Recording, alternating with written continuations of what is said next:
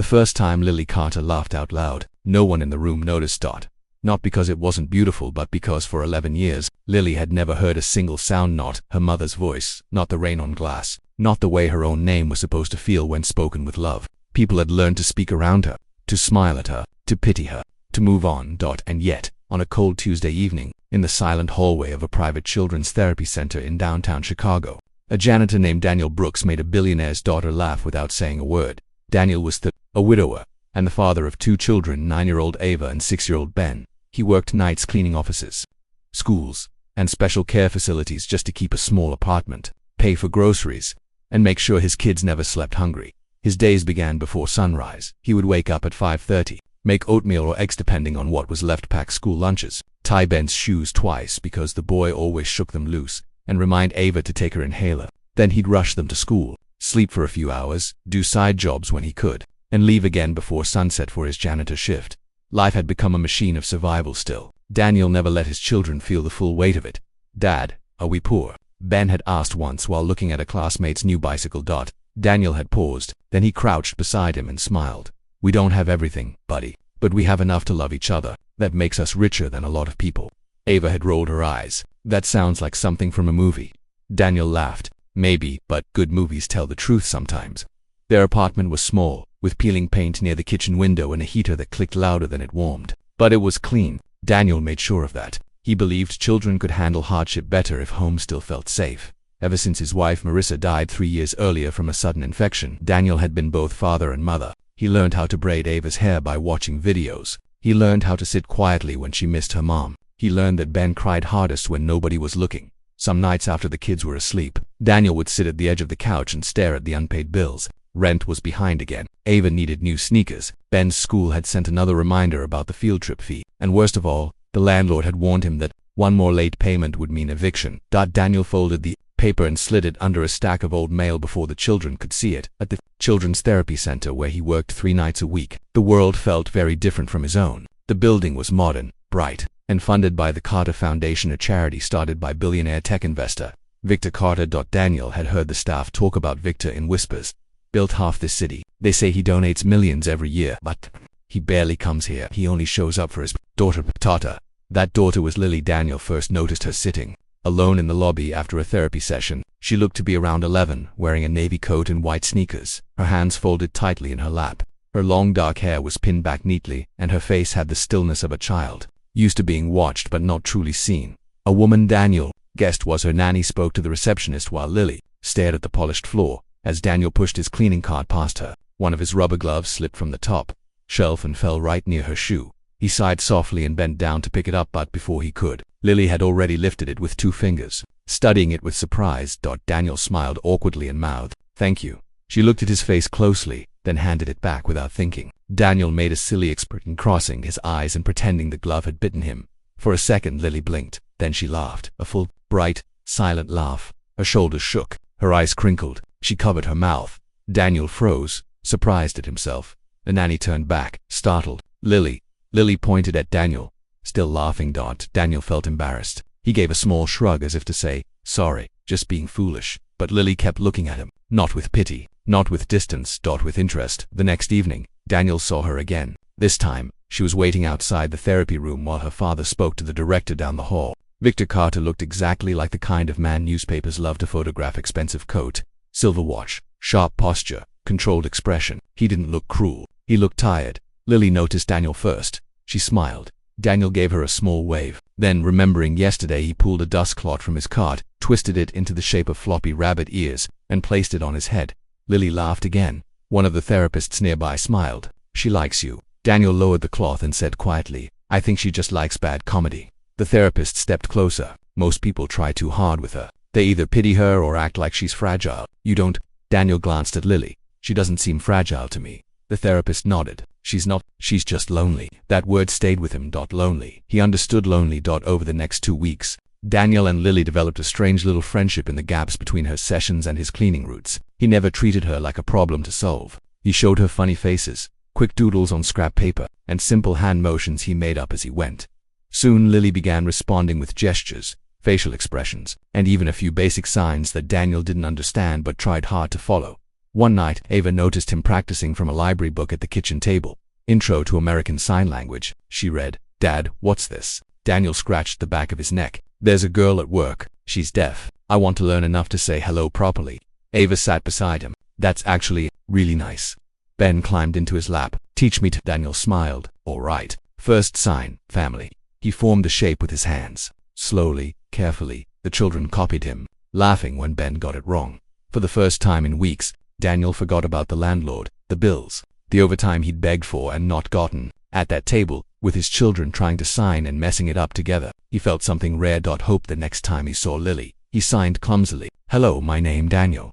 Her eyes widened. Then she grinned and signed something faster than he could follow. He laughed. Slow down. I'm new. Lily pointed to herself and signed, Lily friend. Daniel understood only because she added a questioning look. He answered with a sign he had practiced most, friend. Lily smiled so brightly that even the therapist passing by stopped and stared. But at the far end of the hallway, Victor Carter had seen it too. And for the first time, the billionaire walked toward the janitor.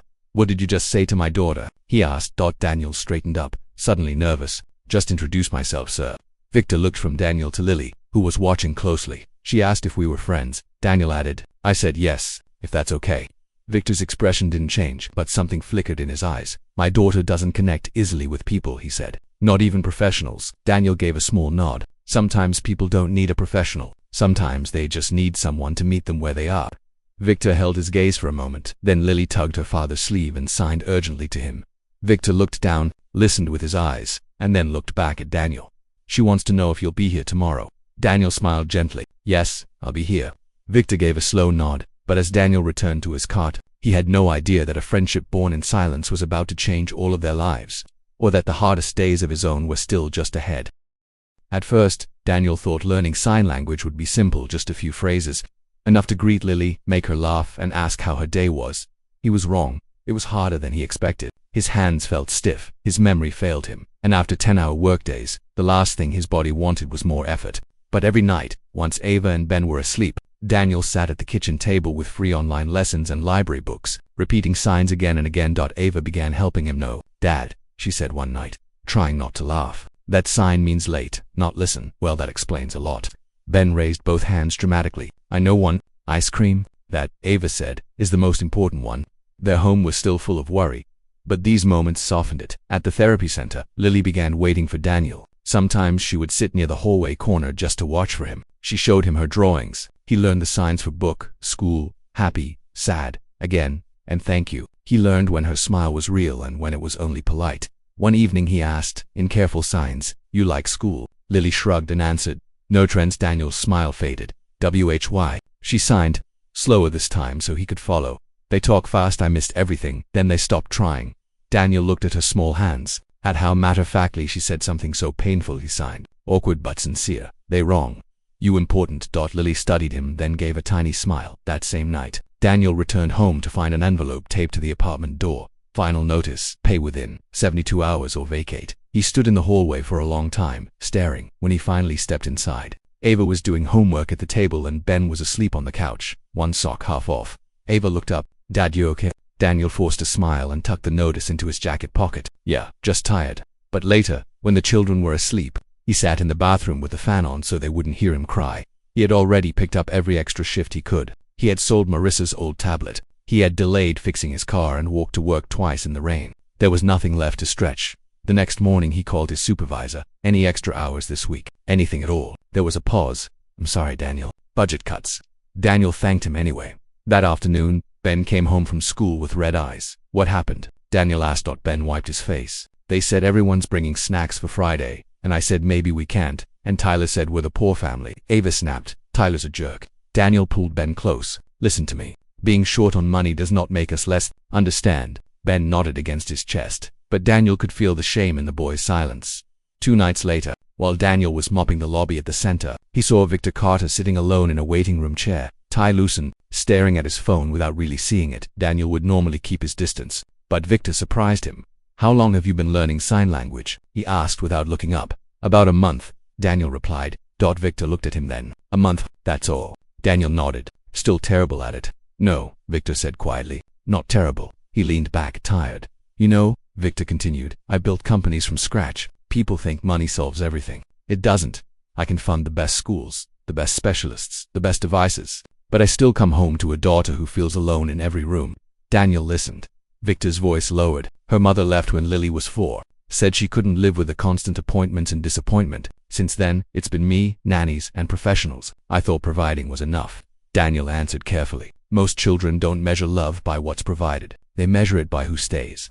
Victor looked down at his hands. A moment later, Lily came running out of the therapy room. She signed quickly to her father, then turned to Daniel. Victor translated, "She wants to show you something." Lily pulled a folded paper from her backpack. It was a school announcement about a parent-child presentation day. Each student had to stand with a parent or guardian and share something meaningful. Victor's expression tightened. "She doesn't want to do it," he said. "Last year, the other children laughed when she paused too long." Lily watched Daniel's face. He signed to her. "You can do." She shook her head. "No, scared." Daniel crouched a little so they were eye level. "Scared, okay," he signed. "Alone, not okay." Lily looked at him, then at her father. Victor swallowed hard. "I'm supposed to be in Singapore that day. I've had the trip planned for months." Even before he finished, his own words sounded hollow. Lily lowered her eyes. Daniel saw it, the instant a child stops expecting to be chosen. Victor saw it too. That was the turning point, though none of them fully understood it yet. The next week became harder for Daniel in every possible way. His landlord gave him 2 more days only because he had children. Ava's inhaler prescription needed refilling. Ben developed a fever. Daniel missed one of his side jobs to stay home, losing money he badly needed. On Thursday afternoon, Ava found the eviction notice while looking for scissors in his jacket. She stood in the kitchen doorway holding the paper with both hands. "Dad, are we getting kicked out?" Daniel had wanted to protect them longer, but her face told him that moment was gone. He sat down slowly. "I'm trying to stop it." Ava's eyes filled. "Why didn't you tell us?" "Because your kids." She shook her head. "We're your family." That hit him harder than anger ever could. Ben came in, rubbing his eyes. "What happened?" Ava knelt beside him and hugged him before answering. "Dad's fixing something." Ben looked at Daniel with total trust. "You always fix things." Daniel smiled, but his throat burned. That evening, he went to work anyway, exhausted, ashamed, and carrying the kind of fear that makes your chest feel tight. When he arrived, Lily was waiting in the hall. She took one look at him and stopped smiling. Children noticed more than adults gave them credit for. She signed, "You sad." Daniel tried to deny it. "Tired only." Lily frowned, stepped closer, and signed slowly. "My teacher say, eyes tell truth." Daniel almost laughed through the ache in his chest. He looked at her, this little girl who had spent her life reading. Silence better than most people read. Words, so he signed the truth as best he could. "Money problem, home problem." Lily's face changed immediately. She tugged his sleeve and motioned for him to wait. Then she ran to her father's office suite upstairs, where Victor was meeting with the center director. A few minutes later she returned, pulling Victor behind her. Victor looked concerned. "Lily says you're in trouble." Daniel straightened, embarrassed. "I'm sorry. I didn't mean." "You didn't ask for anything," Victor interrupted. Daniel hesitated. "It's personal. I'll handle it." Victor studied him for a long moment. "Maybe, but sometimes letting someone help is part of handling it." Daniel opened his mouth to answer, but before he could, Lily stepped between them and signed something urgently to her father. Her eyes full of feeling. Victor translated, and his voice broke slightly as he spoke. She said, "He learned my silence when nobody else had time. Don't let him lose his home." Daniel looked at Lily Doughton in that hallway, with fluorescent lights above and a mop bucket beside him. The single father who had spent years holding everyone together finally lowered his head and cried. Daniel hated needing help.